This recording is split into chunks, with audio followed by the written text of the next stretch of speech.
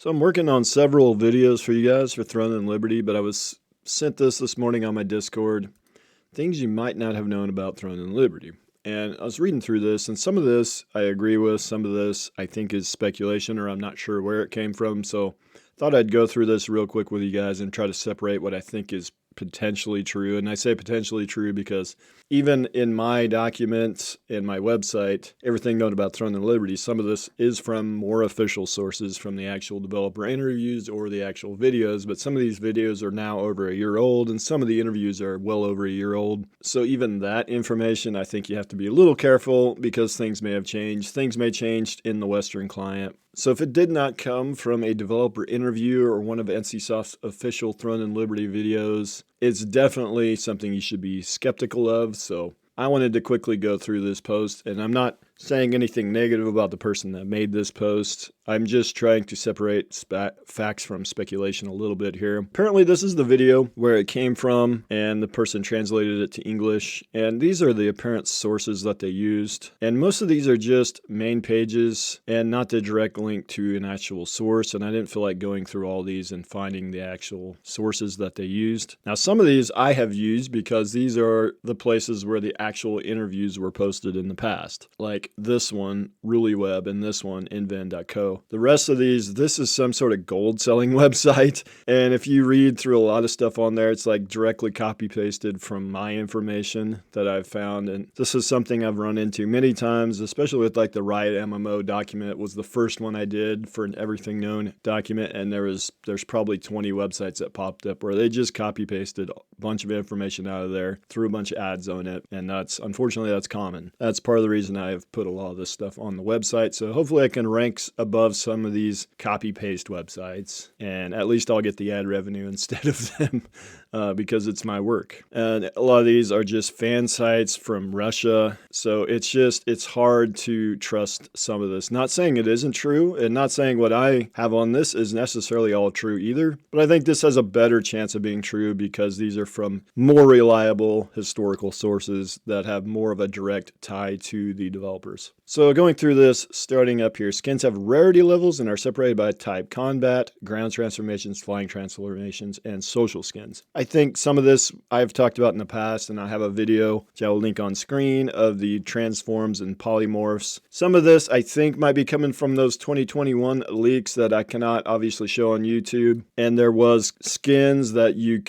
did have stats on them. All skins except social ones grant character stats. Yeah, maybe, we don't know for sure, but this in that Transmorphs video that I will have linked, a lot of NCSoft and a lot of Korean MMOs have like a costume system with stats on them. So this I could see possibly being true, but I don't necessarily have a way to prove that with a source that I could actually link on YouTube. Skins have levels and an enchanting system. I think in the 2021 leaks, there might have been something like that. So maybe that's where that came from. Gigantrus are small lines that randomly appear on the map, lasting 30 minutes and help access hidden areas that are typically inaccessible, such as special dungeons. I think for the most part that's true. We know Gigantrus are islands, they last 30 minutes. I don't know about the random part. I don't know what they mean by that. Is it just spawn in a random part of the map at the start? I don't necessarily think that's the case, because when they showed the Gigantrus map on the G-Star presentation, I believe it was, which again, if you search G-Star here on my website, you can find everything I've talked about with the G-Star presentation from the RuliWeb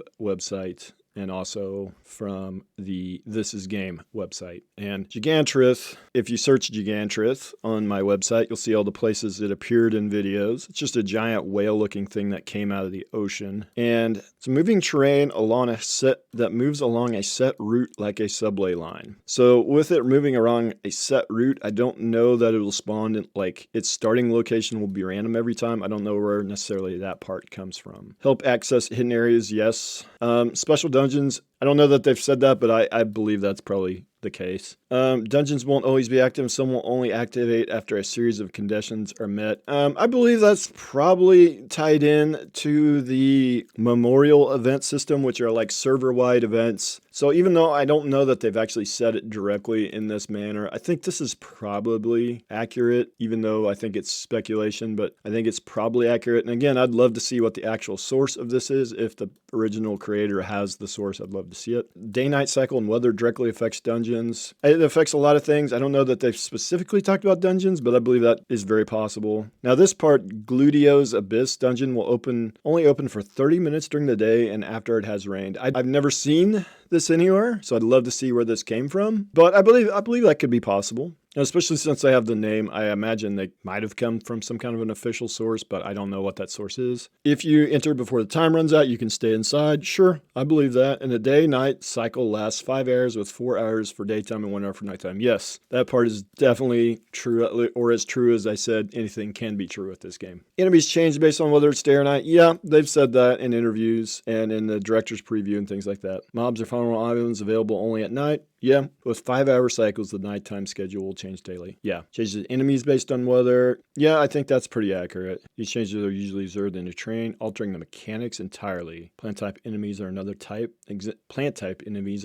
example of those that change with the weather. Yeah, I think that's probably accurate, although I never have seen like these specific examples necessarily. I think the plant one I have seen before, possibly. Weapon skills based on day and night. Yes, like so venom, blood changes. Yes, that we have seen. World event and bosses last a maximum of 40 minutes. See, what I have for the local events is the events that trigger with the schedule viewable on the world map. Some of these are PvP events and they have a leaderboard. They last approximately 20 minutes and occur every 3 hours. So not sure where the 40 minutes comes from.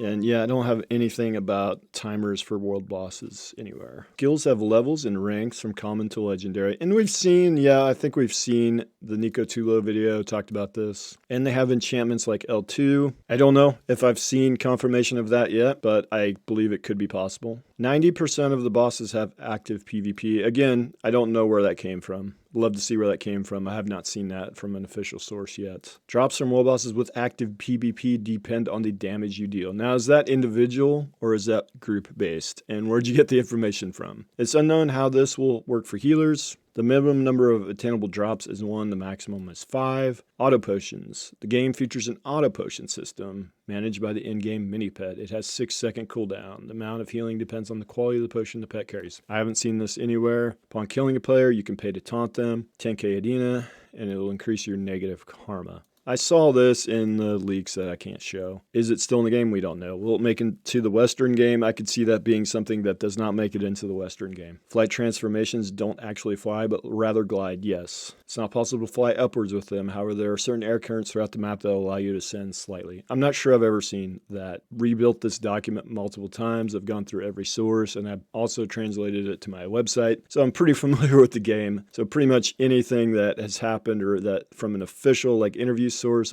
I'm pretty aware of it. There's a height limit to how high it will go. Transformations have a sprint feature, the typical shift key, and energy bar. Okay, yeah, we've seen the energy bar on the transformations. I haven't seen the hotkey or anything, but we have seen the energy bar. Game's inventory is weight-based. Yeah, I got this from a tooltip from one of the videos, and you see a weight. So this guy has a stack of 268 elixir, and apparently it's taking up 6.6% of his inventory. So that I believe to be accurate. Clan leaders who control a castle can use 2 special abilities that affect the entire server. The first is a solar eclipse and the second is a storm. These last 10 minutes can be used up to 2 times per day. For that, I have not seen that, but they have talked about players controlling the weather. Some players can use skills that affect the day-night cycle or the weather. These skills have very long cooldowns and are only available to players that are leading various daily leaderboards. The source was the director's preview. At this timestamp is where that was said. And that's, if they had sources linked here, for all this, it would be nice. The storm effect can also be used during sieges. Again, I haven't seen this, although they did talk about flooding sewers and preventing enemies from entering the castle through them. They have talked about that. But the storm effect that the guild leader has, I have not seen that yet. Professions are basic and focused on gathering. Crafted is managed by NPCs and has a chance percentage. Crafted items can be upgraded from +1 to +12 with safe upgrades up to level 6, meaning the weapon armor won't break during upgrade attempts to that level. Again, from the 2021 leaks, I think we saw some kind of system like that. Is it still in the game? Will it make it to the Western version? We don't know. Archers must purchase arrows, which come in various rarities and weights. I have not seen that anywhere. There will be scrolls for skin changes and attack speed potions. There was a bunch of different scrolls for like skills and skins that we saw in the 2021 leak footage. In PvP, you'll have a list of nearby players on the right side of the screen. We've seen that. Go here. This is from the internal beta test. Here's your enemy target frames on the right here. Marked if they've hit you, giving the option to counterattack. Let's look. I don't know. Yeah, I don't know. I don't know what the counterattack means. You see the distance, but I don't see a counterattack type thing necessarily. Siege Golem transformations last 10 minutes and have 3 unique abilities. I don't know about the 10-minute part, but I believe it. I believe that would make sense, right? 3 abilities. Yeah, they have 3 abilities on this one anyways. This one has 3 abilities, has some sort of a punch ability, like a spin ability, and an uppercut. I guess is maybe what that is. Yeah. Special potions can be used for golems. You'll lose 5% of your experience upon death. Special potions can be used for golems. Yeah, I've never seen that anywhere. 5% of your experience lost on death. I've never seen that anywhere. Is that only when you're in a siege golem transformation, or is that only in PvP, or is that in PvE? What's the source? We don't know. Auto move to certain facilities and auto skills. First, auto run. The last image here, I believe it is. If you look in the bottom right here, this is a translated tooltip. It says auto move to key services. And I mentioned that in my most recent Everything Known About Throne and Liberty video. Auto skills. Yeah, you've seen on the auto skill. So here, this is the console UI. You have auto perform, right? To me, this is autoplay for your whole skill set. And that's the biggest thing that, to me, makes me think you have a full autoplay functionality. But a lot of people think that what that is a way to select auto on your skill bar down here. Yeah, some people call this an autoplay button, and I was calling this an autoplay button for a while, but I actually think this might be just swap weapon. The T to swap weapon, and Z for PvP. So I actually think this might be not autoplay now. And instead, it looks like you can like drag your skill down to make it auto. I think that's what that is. But maybe in the console we have autoplay. I'm starting to lean towards there's not autoplay now. I'm actually going to do a video in a few days on that. And part of it is based from something that I saw in this video. So one of the sources listed here, this one. Now this is all speculation, but this one kind of makes the case against autoplay and talks about this purple button being weapon swap, which I believe to be the case.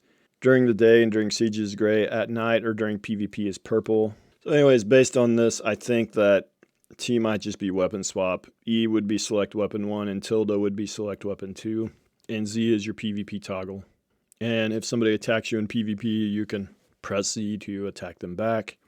And they're showing here this auto on the buttons. And you can pull it down and then that skill will be auto.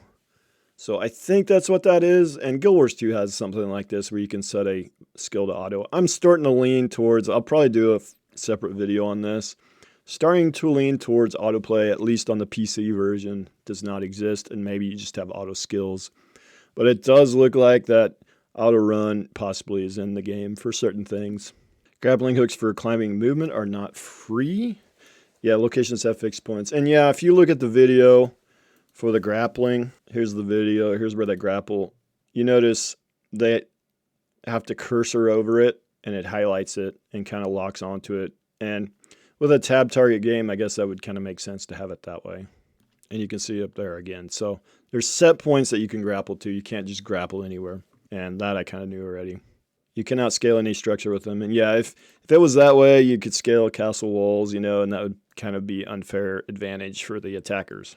There's a soul shot system for all weapons with limits and weight. Some abilities or weapons consume more than 1 soul shot per attack skill. I think maybe in the 2021 leaks that was seen, but I'm not sure, and we haven't seen that in any official videos that I have seen yet. Autoplay assisted combat, Control plus R. Assisted combat features a panel displaying experience gain. It's limited to auto attacks and skills compatible with the system. It's not compatible with counterattacks, dodges, parries, auto heals. I've seen the Control plus R keybind listed on the screen before, but I'm not sure where they got the rest of this information for. So again, check these guys out. It's in Spanish, but that is where this came from. And the Reddit post is here. Like I said, a lot of this I don't know where it came from. I'd love to know where a lot of it actually came from. Some of it I think is pure speculation. Some of it is more fact-based. So we'll see. And maybe I'm completely wrong. Maybe this is all factual. Anyways, I've rambled on for a long time. I'm going to have a lot of editing to do to get this video out. So with that, guys, I'll see you in the next video.